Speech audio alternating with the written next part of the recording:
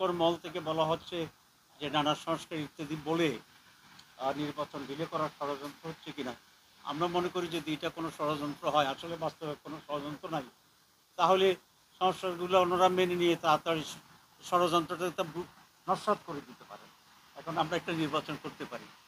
25 শিশুরা শহীদ হয়েছে, তাদের পরিবারকে যথাযথ সহযোগিতা করা, কম্পেনসেশন দেওয়ার কথা আমরা বলেছি। আহতদের চিকিৎসার যেন কোনো ত্রুটি না হয় এবং প্রয়োজনে দেশের বাইরে নিয়ে হলেও এই চিকিৎসাটা করা দরকার ছিল। আমরা সরকারের পরীক্ষা স্থগিত করার যে সিদ্ধান্ত, এটা আরও আগে প্ল্যান বি করা দরকার ছিল, সেই ব্যাপারে আমরা দৃষ্টি আকর্ষণ করেছি এবং সেটাকে সামনে রেখেই কোনো দুষ্ট চক্র একটু পরিবেশ বিভিন্ন রকম করার চেষ্টা করেছি। আমরা পরিষ্কার করে বলেছি যে বাংলাদেশে ফেসিবাদের আর কোনো স্থান হবে না।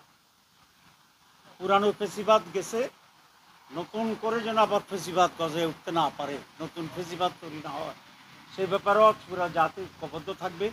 আমরা সেভাবে সচেতন থাকব। আমরা সেই অঙ্গীকারও ব্যক্ত করেছি। যেখানে এই ফেসিবাদ, সেখানে এই ঐক্যবদ্ধ প্রতিরোধ, এই হবে আমাদের স্লোগান। আগামীকালকে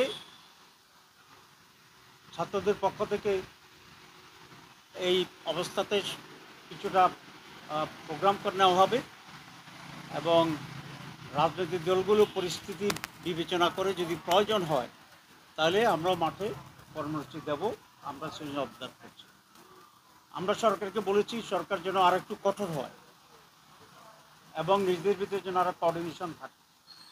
আর কোনো ঘটনা ঘটার আগেই যেন সরকারের গোয়েন্দা সংস্থা যথাযথভাবে ইনফরমেশন দিতে পারে। কারণ আমরা ইংরেজিতে একটা কথা জানি, প্রিভেনশন ইজ বেটার দ্যান কিউর। তো প্রিভেনশন সাইডটাকে যেন আরও মজবুত করে গভর্নমেন্ট, সেটা আমরা বিশেষ দৃষ্টি আকর্ষণ করেছি এবং প্রধান উপদেষ্টা আমাদেরকে আশ্বস্ত করেছেন। আগামীতে নির্বাচন একটি গুরুত্বপূর্ণ বিষয়। আমরা বলেছি যে নির্বাচনকে কেন্দ্র করে আরও বিশৃঙ্খলা তৈরি হতে পারে, সেজন্য এখন থেকে আইনশৃঙ্খলা পরিস্থিতির দিকে নজর দেওয়া দরকার। পুলিশ বাহিনী এবং আদার এনফোর্সিং অথরিটি এগুলোকে স্ট্রেংথেন করা দরকার, ইফেক্টিভ করা দরকার এবং নির্বাচনের বেশ আগেই যেন একটা স্থিতিশীল রাজনৈতিক পরিস্থিতি থাকে এবং লেভেল প্লেইং ফিল্ড তৈরি করে যে ব্যাপারে সর্বোত্তম উদ্যোগ নেয়, এটা আমরা ওনার দৃষ্টি আকর্ষণ করেছি। আমরা বলেছি নির্বাচন যদি সুষ্ঠু হয়, সঠিক হয়, তাহলে একটি প্রপারলি ডেমোক্রেটিক্যালি এবং প্রপার ভোটের মাধ্যমে যদি কোনো গভর্নমেন্ট নির্বাচিত হয়, সেটি বাংলাদেশের রাজনৈতিক পরিস্থিতির জন্য একটি উত্তম সলিউশন হবে। সহযোগিতা করে আমাদের জুলাই সনদ তৈরি করতে যদি আমরা পারি, সেটা আমরা দেখব। কোনো মহল থেকে বলা হচ্ছে যে নানা সংস্কার ইত্যাদি বলে নির্বাচন ডিলে করার ষড়যন্ত্র হচ্ছে কিনা। আমরা মনে করি যদি এটা কোনো ষড়যন্ত্র হয়, আসলে বাস্তবে কোনো ষড়যন্ত্র নাই, তাহলে সংস্কারগুলো ওনারা মেনে নিয়ে তাড়াতাড়ি ষড়যন্ত্রটা নস্যাৎ করে দিতে পারে। এখন আমরা একটা নির্বাচন করতে পারি।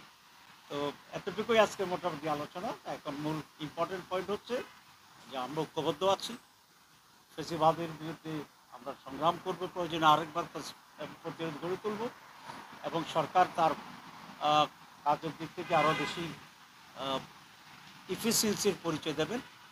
আমরা গভর্নমেন্টকে সার্বিকভাবে ফেসিবাদের বিরুদ্ধে পাশে থাকব ইনশাআল্লাহ। জামাত ইসলামী